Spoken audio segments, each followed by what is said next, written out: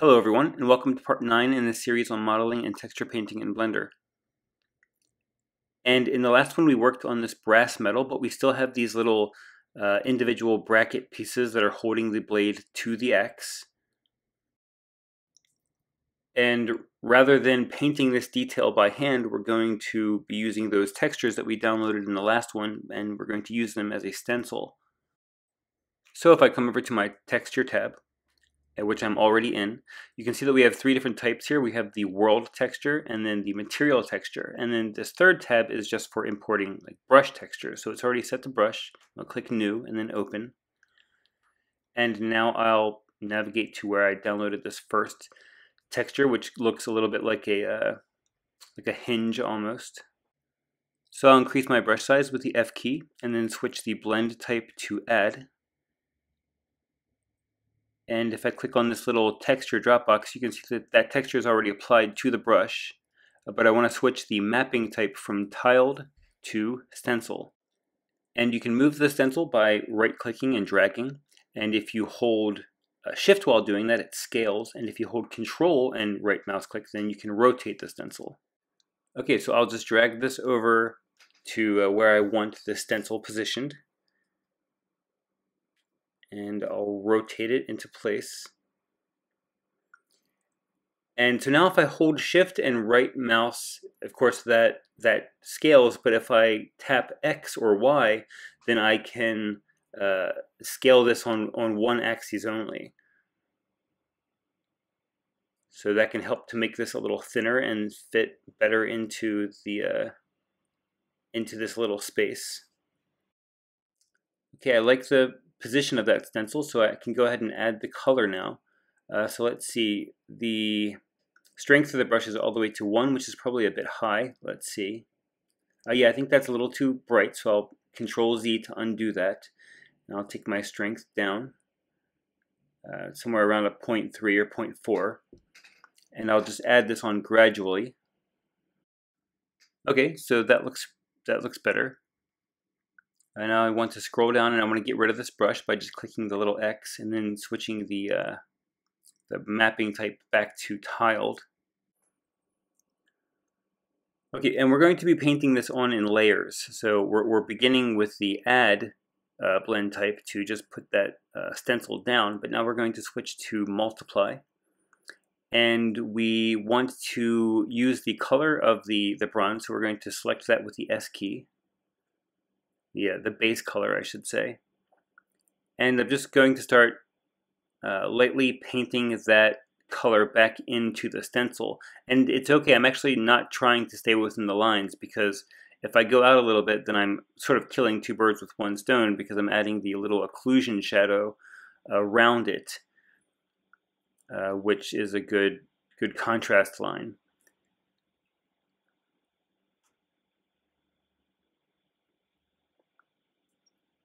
But I'm basically just filling in the whole thing over that white. And this is the second layer, and then we'll be adding another layer by just going to color and then using that same color that we selected, the base color of that bronze, and now just coloring over that. And this isn't adding to the value, so it's not going to add any more shadow or light. It's just putting the color back into that stencil. And now I'm just going to switch to my smear brush and smear this little hard line out from when we blocked the color in. I don't mind it around the rest of this this individual piece, but just over the stencil, I think it looks a little weird. So, okay. So now I'll go back to my brush and select overlay as my blend type. And now I'll set the color to mostly white. Well, before we paint the light, I'm going to type the X key, and that will switch to the black color. And I'm just going to paint a little bit more of a shadow on the bottom of this ornamental detail, because it's, of course, facing away from the directional light. So it would be a little darker underneath.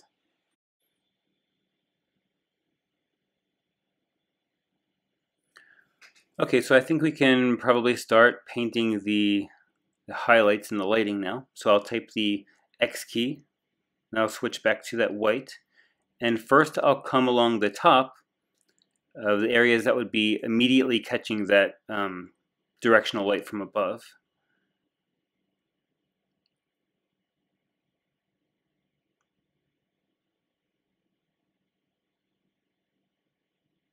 Along this little edge. And now I'll just come up through the center and paint a little bit of light and reflection. Just coming right down through the center, just gently tapping that lighter color in. So now I'll come over to the UV image editor and I'll lower the brush size with the F key down to like 1 or 2 pixels. And now still on overlay, but I'm going to take the strength all the way up and just do these little edge scratches along the this little piece.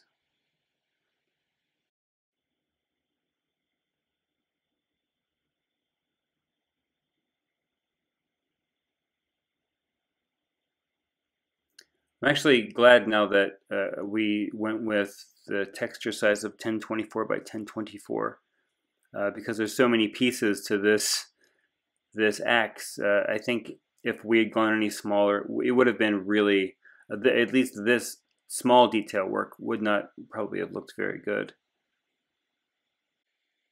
Okay, now I'll just put a few random slashes in.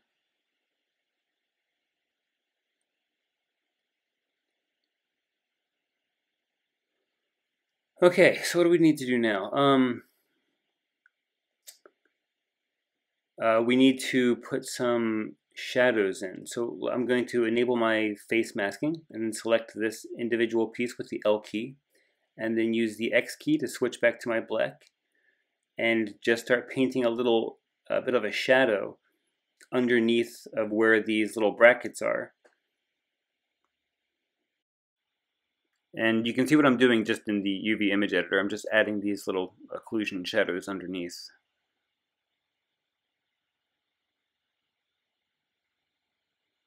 Okay, maybe I'll even darken up the front a little bit.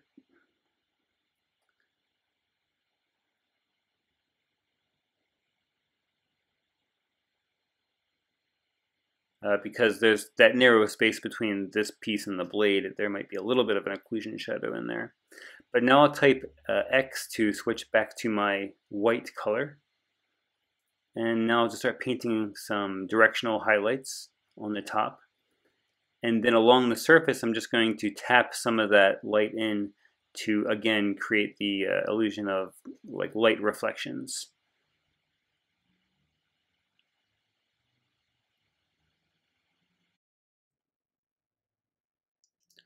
All right, so now let's again enable the masking.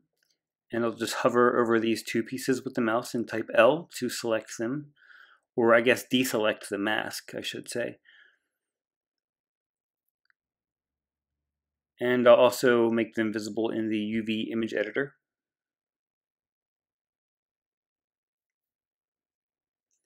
And I can first just begin by painting the shadows underneath of these little bolts or screws, which by the way we also need to paint, and we probably should have done this when we were painting that steel material in the last one, but that's okay because we can just do them once we're finished this bronze piece. And we know we really can't see what we're doing because we're painting underneath of part of the mesh, but I can look over in the UV image editor to make sure that all of those values are the same darkness. Okay, so that looks pretty good. And now we can switch back to the white color and take the brush all the way down to 1 pixel. And we're going to do the edge scratches. And take the strength all the way up.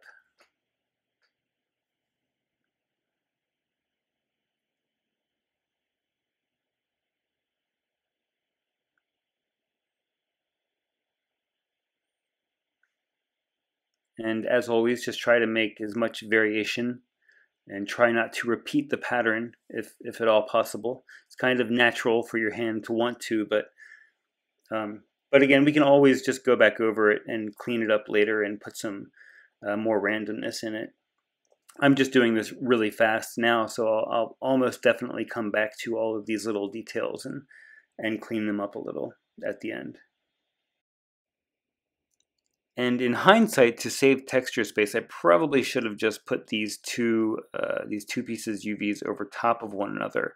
And that way, when we paint on one, it would just paint on both. But that's okay. It's just, this means our edge scratches won't look identical on both pieces. So that's a plus. It's just more work. But if I were to do it again, I'd probably just put them on top of one another to save time.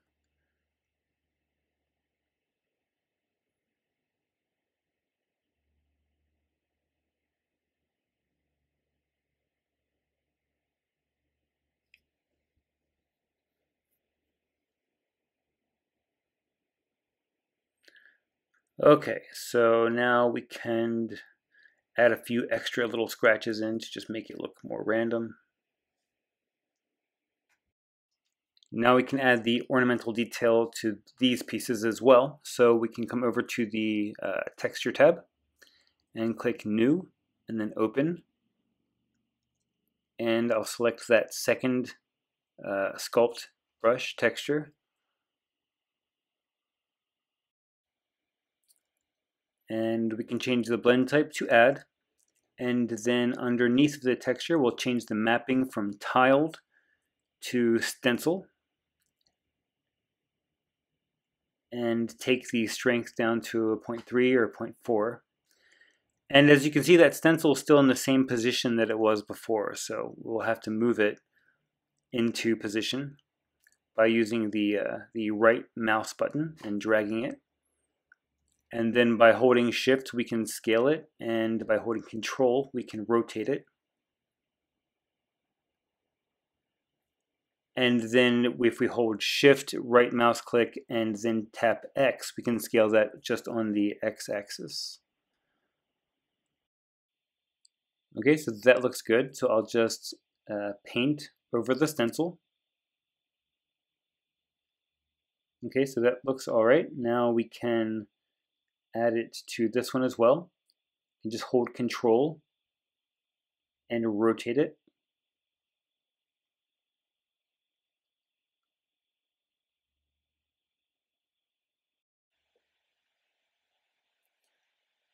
Okay, you just want to make sure that it's the same brightness and value as the one that we did before. That's maybe a bit too much, so I'll Control Z to undo that. And then just go over with a very light pressure. That looks more even. So now we'll switch the blend type to multiply. And I guess I didn't really explain this very well when we did this the first time. Basically, you don't really have to do this in any order, except you have to start, of course, with add, just to get the shape of the stencil on your mesh. But then we could go to multiply and add the value in like we did before. And then over top of that, add color. But it doesn't really have to be in that order. For instance, I can undo all of this. And then we can select this bronze color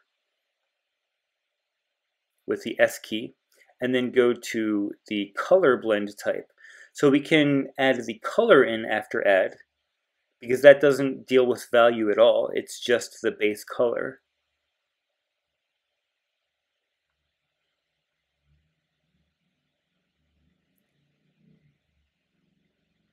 And then we'll come right behind that with the multiply,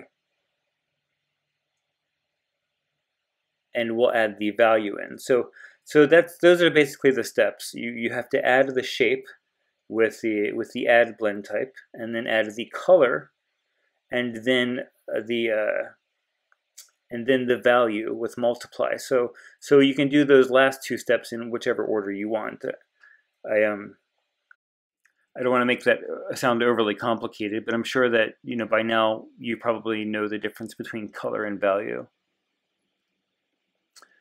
But now I'll switch my brush to the overlay blend type, and still using black, I'm just going to paint a very soft shadow underneath of this ornamental detail, and also within the little cracks in the detail as well.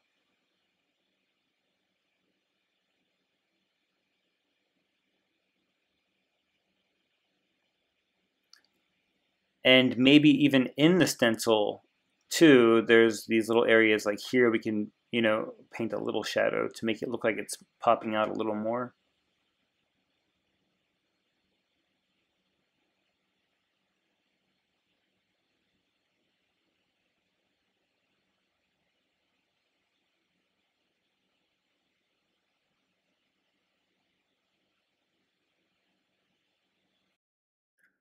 Okay, so those shadows do make it stand out a little, but we still need to add the lighting. So we'll switch to a white color. And still using overlay, I'll just paint some highlights on all of these, on the upside or the top of each of these little pieces, and maybe even along some of the detail on the stencil.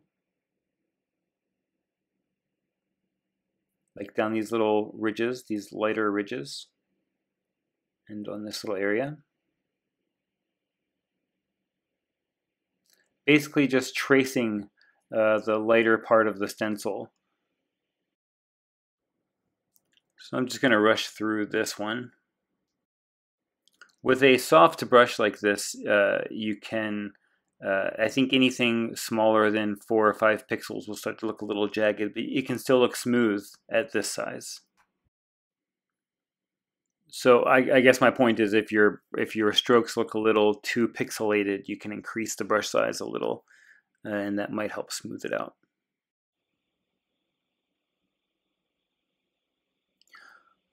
All right, and before we paint the lighting on that, I think I'm just going to go ahead and paint these little screws because it's bugging me that they're unfinished.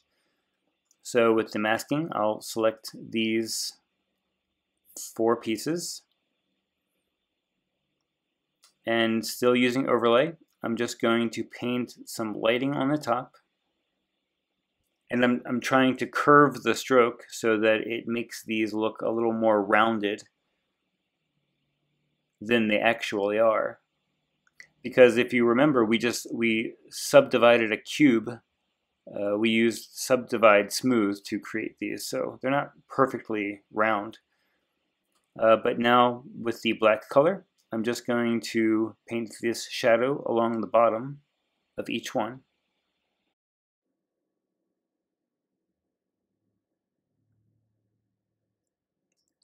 Okay, so I'll type X to switch back to my white color. And I'll just start by painting the directional light on top of these 2 pieces. So here I'll try to make this value pretty strong.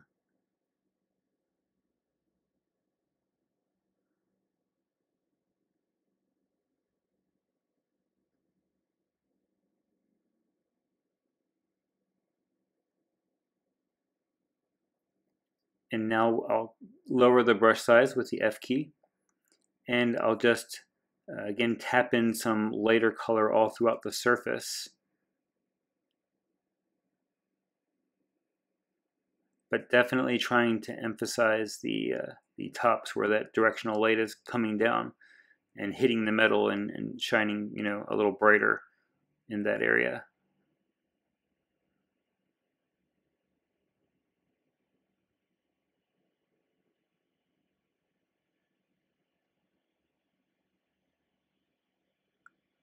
I'm just going to add a little more to this piece because it seems like it needs to be a little brighter to match those other 2 pieces.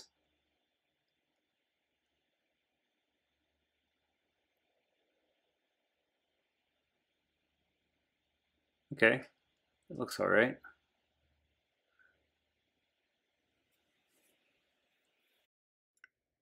But we still need to add a few more details like the edge scratches on the back side of those individual pieces.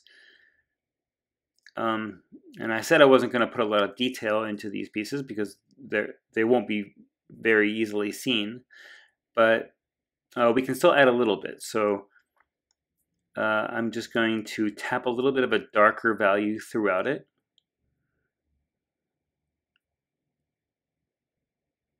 Just so that there's a little bit of variation in the value.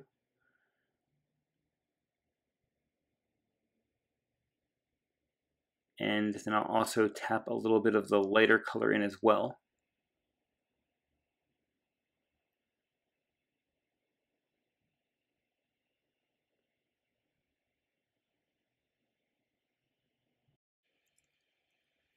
Okay, so now let's put those scratches in. I can just expand my UV image editor.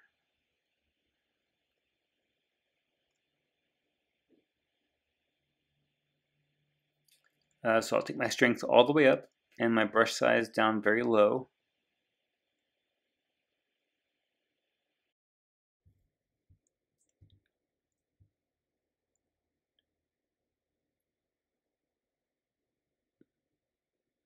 So, it's unlikely that this detail is really even going to be seen unless someone's really carefully observing your model, but it takes a second, so we'll just add it.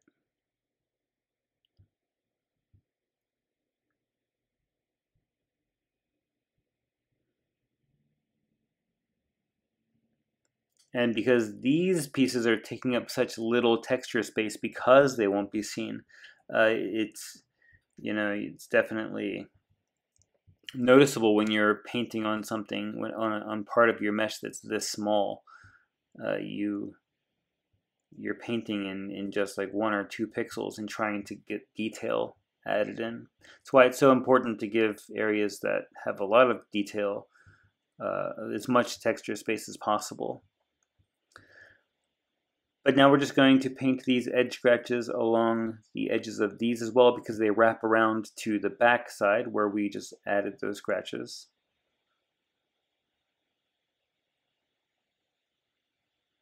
And we're using overlay again because it takes into consideration the shadows. So you'll notice that the edge scratches look duller on the bottom but brighter on the top because it's factoring in all the lighting.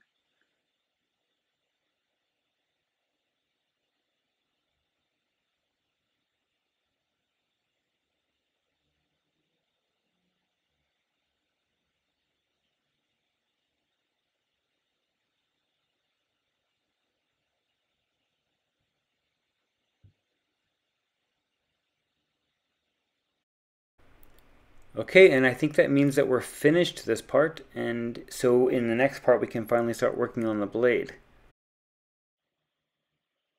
Just as a reminder, make sure that you always save your texture each time that you work on it. Otherwise, you'll lose all of that texture detail. And so that's it, guys. Thanks for watching, and I will see you in the next one.